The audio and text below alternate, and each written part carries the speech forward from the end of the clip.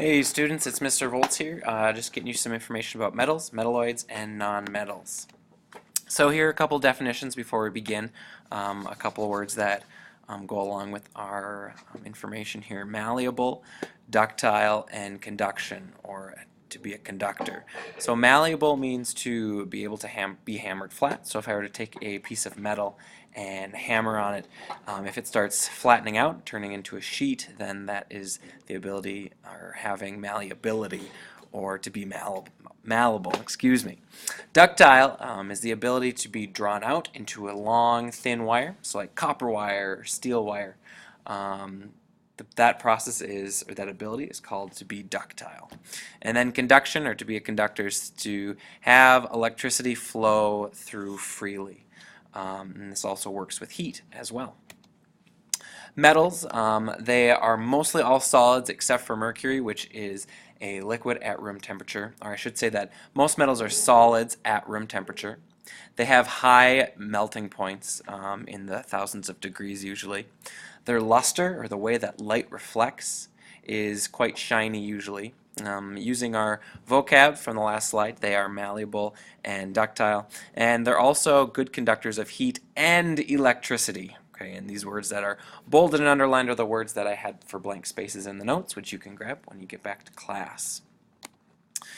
So here's some things for nonmetals as well. They're usually gases or brittle solids.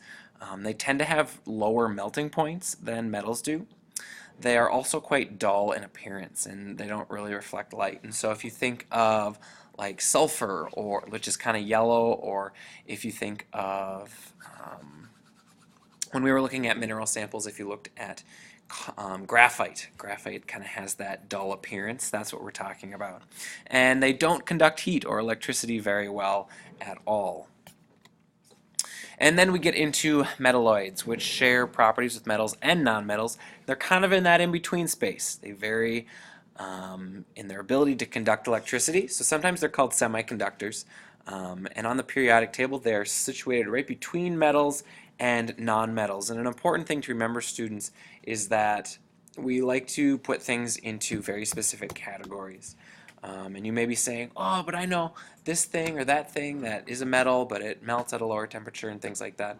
Remember that when I'm talking about these things, I'm not necessarily talking about black and whites, but I'm talking about general characteristics and also how we label it on the periodic table of elements.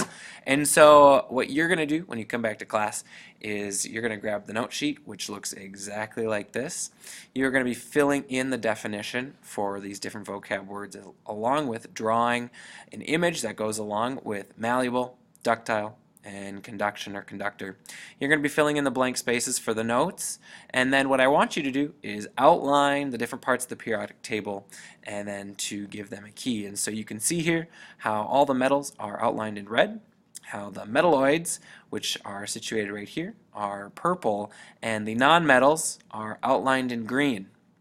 And see, don't forget, hydrogen over here is also considered a nonmetal.